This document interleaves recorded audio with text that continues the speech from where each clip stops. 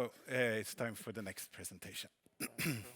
And this time it's on mobility and mobility pattern. Daniel Carmody from MIT, please join me. And start whenever you're ready.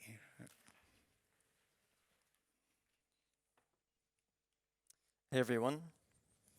So thank you for the kind invitation to present the lab's work here and also for your interest in the project. So we look forward to any suggestions from the citizens of Stockholm and the surrounding region. And the goal of the Mode Imbalance project is to examine the disparities in the freedom with which people can move around Stockholm when you're restricted to certain modes of transport. Okay, so by mode imbalance, we just mean the difference in travel time when you're using two different modes of transport. So for example, travel by car is almost always faster and more flexible than when using public transit. So if we look at the trip between Täby and Kista, we see that it takes about 3 times as long when you're using public transit as it does when you're using your own private vehicle. So why is this so important? Well, it means that your choice of travel mode greatly affects the freedom with which you can move around Stockholm. So here we see a massive difference in the amount of ground you can cover in 20 or 30 minutes within Täby, depending on whether or not you choose to travel by car or by public transit. And the problem with this is that when mode imbalance is high, those who can afford a car will be more likely to purchase and use one. And this increase in travel by private vehicle leads to problems not only with sustainability, but also traffic congestion, and it increases demand for parking when parking is already a challenging problem for cities to solve. Furthermore, when mode imbalance is high, those who cannot afford a private vehicle will be limited in where they can choose to live, what they can choose to do, and also who they can choose to mix with throughout the city. So going back to the presentation you just saw, we see that in particular, mode imbalance can contribute to segregation in Stockholm. So the scope of our project can be broken into 3 pieces. First, we want to understand the mechanisms which underlie mode imbalance. Then we want to develop some visualization and optimization pipelines to help city planners actually identify and diagnose mode imbalance. And finally, we'd like to discuss some potential treatments for mode imbalance. So the data we use in this project is all open source, and this means that all the algorithms presented here are actually free to implement. So first I'll talk about just some of the mechanisms underlying mode imbalance. And one of the most important is that mode imbalance depends very heavily on your chosen origin, destination, and time of departure. So here on the left, if we look at the trip between Täby and Kista, which happens at 8 a.m., the bus doesn't leave until the person driving a private vehicle would already be halfway to Kista. On the other hand, we see that trips which lie along a single fixed rail or subway line on the right here typically experience lower mode imbalance. So the fact that public transit operates on a fixed schedule implies that bus lines with infrequent departures can contribute quite heavily to mode imbalance. So next, we plot the relative accessibility of places in Stockholm by public transit versus car.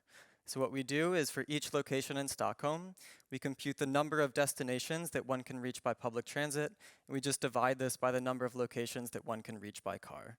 So here, warmer colors denote higher accessibility.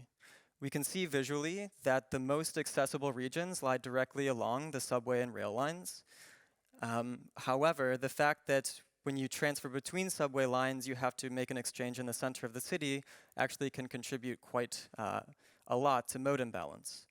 For example, if we consider the trip between Danderyd and Järfälla, we see that you have to make an exchange in the center of Stockholm during the course of the trip. So not only do these trips take relatively long compared to their counterparts by private car, there's also some research which shows that people prefer the most direct route between 2 locations, even if that route isn't the quickest.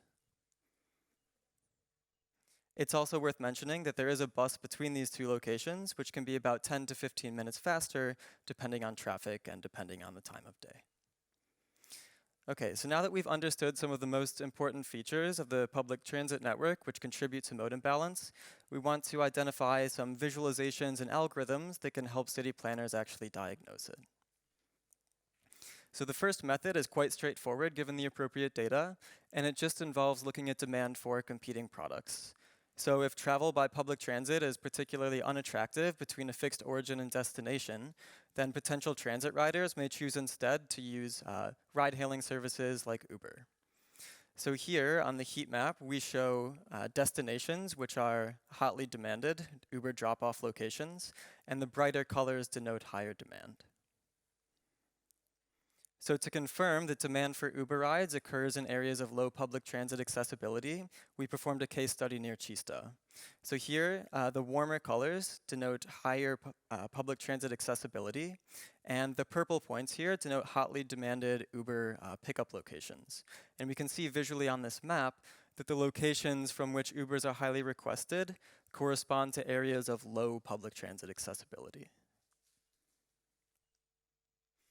Okay, however, the demand data we have is not perfect, and in general, obtaining high temporal resolution demand data can be both tricky and quite expensive. So when you don't have demand data, or when it's sparse, it's safer to identify entire regions of the city with high mode imbalance, rather than fixed origins and destinations at specific times. So to do this, we just use some math to identify a small collection of points which surround regions of high mode imbalance throughout the city. Here, for example, you can see a region of high mode imbalance just to the southwest of Chista. Furthermore, the number of points that our algorithm identifies means that calculating high-quality modal travel times using APIs like Google Maps, for example, falls in the cost-free range.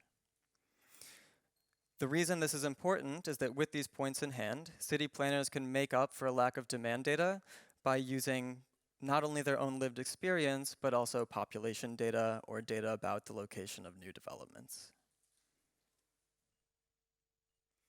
Okay, so now that we've identified some algorithm which identifies these points which surround regions of high mode imbalance, we want to show how we fit this into part of a visualization pipeline.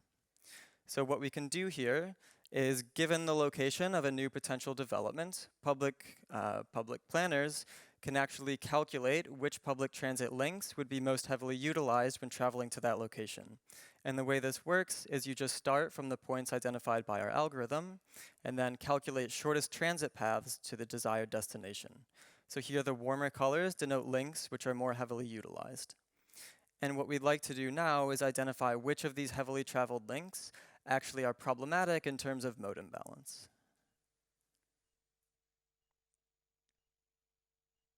Okay, so to identify which of the links are problematic in terms of mode imbalance, what we do is we plot the actual trips taken by the transit paths. So we start from the locations identified by our algorithm, and we end at the location of a new potential development. Here we're using Järvabadet as an example. So the yellow lines here represent people walking, the pink trails represent people taking bus, and the green trails represent people using commuter rail.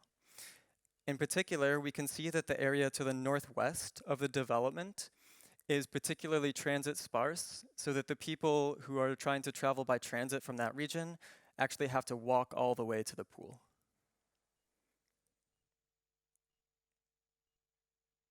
Okay, and as a simple validation of our methods, we note that in the city plan, the city planners identify a collection of strategic connections which they'd like to implement in an effort to unify Stockholm. And what we've noticed is that several of the trips identified by our algorithm actually correspond to strategic connections from the city plan. So this serves as a validation not only of our methods, but also the methods of the city planners. Okay. So finally, we've discussed sort of how to visualize and compute mode imbalance, but how do we go about actually treating mode imbalance? Well, if we return to the imbalance, which we visualized at the beginning of the talk, we see that if we allow a bicycle for the first and last leg of a journey by public transit, we vastly increase the number of points that you can reach within 20 minutes of Täby. So here, this combined mode of bike plus transit is much more competitive with private vehicle than transit alone. So how can we use this knowledge to inform potential treatments for mode imbalance? Well, let's say we wanted to fix the mode imbalance along the trip from the ICA supermarket down towards Järvabadet. Well, it takes about 40 minutes if one is forced to walk. It takes about 12 minutes if you're driving a private car, but it only takes about 10 minutes by bicycle. So one thing we can do is we could implement docked or geofenced bicycle systems that allow people to travel directly between these two locations by bicycle, even if they don't own one. On the other hand, if you're unable to ride a bicycle, or if it's just far too cold in Stockholm for you to want to ride a bicycle, we can also implement a dynamic shuttle service, which helps close gaps in the transit network at pre-computed times and at pre-computed locations. So thanks again for your time, and we look forward to any questions you might have.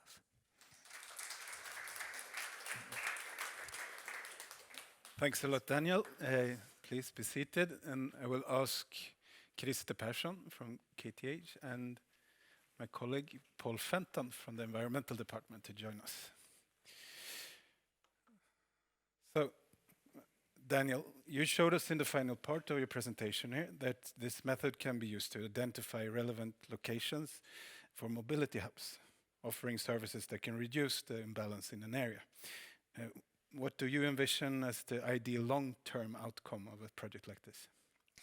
So I think ideally, like many other projects in the lab, in the long term, we'd like to implement something which improves quality of life for people in Stockholm. But maybe more specifically, what we'd really like to do is develop a tool, a visualization tool in particular, which city planners can use together with their own lived experience to simplify the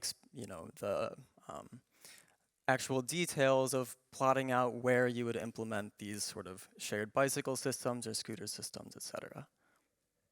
And also to compare with the maps as you showed also from the Right, city plan. yes, and also to compare with the methods that you've already been using to identify the strategic connections. Yeah. Paul, you work in the environmental department. You work with mobility all day long. How do you think, what results, could this also be a method for you?